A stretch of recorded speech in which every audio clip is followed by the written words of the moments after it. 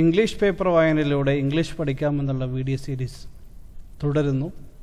ഇന്ന് നമ്മൾ ഫസ്റ്റ് പേജിലെ മറ്റൊരു പ്രധാന ന്യൂസുമായി നമുക്ക് ഇന്നത്തെ ക്ലാസ് ആരംഭിക്കാം.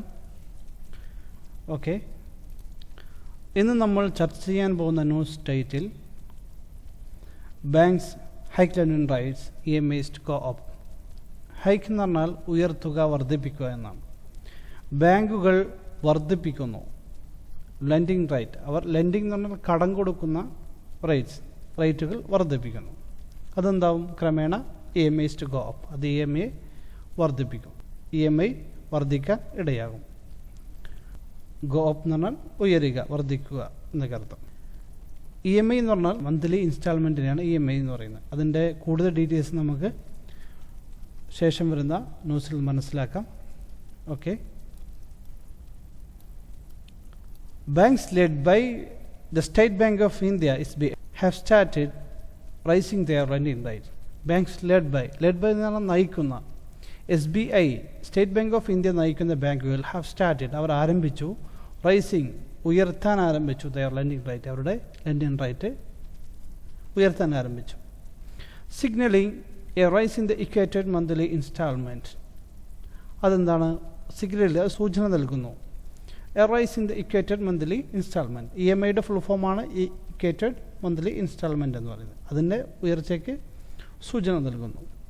ഓൺ റീറ്റെയിൽ ലോൺസ്, റീറ്റെയിൽ ലോണുകളും including home and car loans, അത് വീട്ടു ലോണും കാർ ലോണെയും ബാധിക്കും, ഉൾപ്പെടുത്തും. ഇൻക്ലൂഡിങ് എന്ന് പറഞ്ഞാൽ അത് ഉൾക്കൊള്ളുന്നു ഹോം ആൻഡ് കാർ ലോൺ.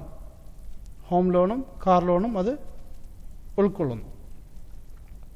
അതേപോലെ more expensive borrowing of companies, കമ്പനികളുടെ മോർ എക്സ്പെൻസീവായ ബോറോവിങ്. എക്സ്പെൻസീവ് എന്ന് പറഞ്ഞാൽ ചിലവേറിയ, ബോറോവിങ് എന്ന് പറഞ്ഞാൽ കടം എടുക്കുക എന്നതിനാണ് ബോറോവിങ് എന്ന് പറയുന്നത്. അപ്പോൾ കമ്പനികളുടെ വലിയ ലോണിലെയും അത് ബാധിക്കും. And the end of the soft interest റെഷീം. എന്താണ് സോഫ്റ്റ് ഇൻട്രസ്റ്റ് എന്ന് പറയുന്നത്?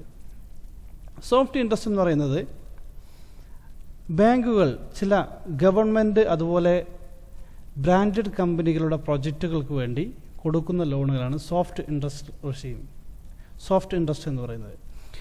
ഈ സോഫ്റ്റ് ഇൻട്രസ്റ്റിൻ്റെ പ്രത്യേകത എന്ന് പറയുന്നത് സാധാരണ നിലവിലുള്ള ഇൻട്രസ്റ്റ് റേറ്റിനേക്കാളും ഒരുപാട് കുറവുള്ള ഇൻട്രസ്റ്റ് റേറ്റായിരിക്കും ഇവ ലോണുകൾ ഇഷ്യൂ ചെയ്യുന്നത്. ഇത് ഗവൺമെൻറ് പ്രൊജക്റ്റുകൾക്കോ അല്ലെങ്കിൽ രജിസ്റ്റേർഡ് കമ്പനികളുടെ പ്രൊജക്റ്റുകൾക്കോ ആണ് ബാങ്കുകൾ ഇത് പ്രൊവൈഡ് ചെയ്യാറുള്ളത്. ഓക്കെ, ഇതിനെയാണ് സോഫ്റ്റ് ഇൻട്രസ്റ്റ് റെഷീം എന്ന് പറയുന്നത്. സോഫ്റ്റ് ഇൻട്രസ്റ്റ് റെഷീം ഇത് സംബന്ധിച്ച ഇൻട്രസ്റ്റിനെയാണ് സോഫ്റ്റ് ഇൻട്രസ്റ്റ് റെഷീം എന്ന് പറയുന്നത്. റെഷീം എന്ന് പറഞ്ഞാൽ ഭരണം എന്നൊക്കെയാണ് അർത്ഥം. അപ്പോൾ ഇവിടെ അതൊരു ബാങ്കിൻ്റെ ടെർമിനോളജിയാണ് ഇവിടെ ഉദ്ദേശിക്കുന്നത്. വിച്ച് ലാസ്റ്റഡ് ഫോർ, ഇത് അവസാനിക്കുന്നത് എന്നാണ്? ഫോർ ആൾമോസ്റ്റ് 8 months ഇത് അവസാനിക്കും, നീണ്ടു നിൽക്കും. Okay, it after hiking deposit rate by up to 75 basis points.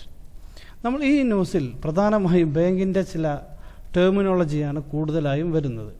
അപ്പോൾ ഇതിന് അർത്ഥമുണ്ടോ എന്ന് ചോദിച്ചാൽ ബൈ വേർഡ് അതിന് അർത്ഥമുണ്ടെങ്കിലും അതൊരു ബാങ്കുമായി റിലേറ്റഡ് ആയ വേർഡുകളായതുകൊണ്ട് അവർ ഫോളോ ചെയ്യുന്ന വേർഡുകൾക്ക് നമ്മൾ അതുപോലെ അർത്ഥം വെക്കാൻ കഴിയുകയുള്ളൂ. ഓക്കെ, എ ഡേ ആഫ്റ്റർ, ഒരു ദിവസത്തിന് ശേഷം hiking the deposit rate, deposit rate ഉയർത്തിയതിനു ശേഷം by up to 75 basis points, 75 basis point, അതിൻ്റെ 75 basis point ഉയർത്തിയതിന് ശേഷം. അത് ചില ബാങ്കിൻ്റെ ടെർമിനോളജിയാണ്, നമ്മൾ അതുപോലെ മനസ്സിലാക്കിയെടുക്കുക. SBI on Thursday increase, Thursday SBI വർദ്ധിപ്പിച്ചു the 1 year marginal cost of fund based lending rate or MCLR. MCLRൻ്റെ ഫുൾ ഫോമാണ്. ഓക്കെ, അത് വർദ്ധിച്ചു by 20 basis point, 20 basis point വർദ്ധിച്ചു ടു 8.50% ഫ്രം 7.95%. 7.95%-ൽ നിന്നും 8.15% വർദ്ധിച്ചു. Okay, ICS Bank, India's largest private bank, ഇന്ത്യയിലെ ഏറ്റവും വലിയ പ്രൈവറ്റ് ബാങ്കായ ICS Bank, rise its own year MCLR from 8.2 to 8.3. അപ്പോൾ ICS ബാങ്കും ഇതുപോലെ അവരുടെ MCLR റേറ്റ് വർദ്ധിപ്പിച്ചു, % വർദ്ധിപ്പിച്ചു. And overnight, MCLR rate from 7.8% to 7.95%. തലേന്ന് രാത്രി, ഓവർനൈറ്റിന് തലേന്ന് രാത്രി അല്ലെങ്കിൽ പെട്ടെന്ന് എന്നൊക്കെ അർത്ഥമുണ്ട്. അപ്പോൾ ഇവിടെ തലേന്ന് രാത്രി MCLR റേറ്റ് എത്രയായിരുന്നു? 7.8% നിന്നും 7.95% ആയിട്ട് വർദ്ധിപ്പിച്ചു. New loans will now become expensive as they are linked to their 1-year MCLR. New loans, പുതിയ ലോണുകൾ now become expensive. ഇപ്പോൾ ഇത് കൂടുതൽ ചിലവേറിയ ലോണുകളാവും, അതായത് കൂടുതൽ ഇൻട്രസ്റ്റ് റേറ്റ് കൂടിയ ലോണുകളായിരിക്കും. as they are linked to the 1-year MCLR. 1-year MCLRുമായി ലിങ്ക് ചെയ്ത ലോണുകളാണെങ്കിൽ പുതിയ ലോണുകൾ വളരെ ചിലവേറിയ ലോണുകളായിരിക്കും. Okay. The higher deposit and lending rates are a pointer to higher increase rate. അപ്പോൾ ഹയർ ഡെപ്പോസിറ്റ്, കൂടുതൽ ഡെപ്പോസിറ്റും ആൻഡ് ലെൻഡിങ് റേറ്റ്, കടം കൊടുക്കുന്ന റേറ്റുകളും, ആർ എ പോയിന്റർ, അതൊരു സൂചികയാണ്, ടു ഹയർ ഇൻട്രസ്റ്റ് റേറ്റ്, കൂടുതൽ പലിശ നിരക്ക് വർദ്ധിക്കുന്നതിൻ്റെ സൂചികയാണ്. This is the first increase in the benchmark lending rate after MCLR regime came to effect in April 2016. This is the first increase. ഇതാണ് ആദ്യത്തെ വർധനവ്. In the benchmark lending rate after the MCLR regime came to effect in April 2016. 2016-ൽ MCLR നടപ്പിലാവുന്നതിന് ശേഷം ആദ്യമായുള്ള വർധനവാണ്.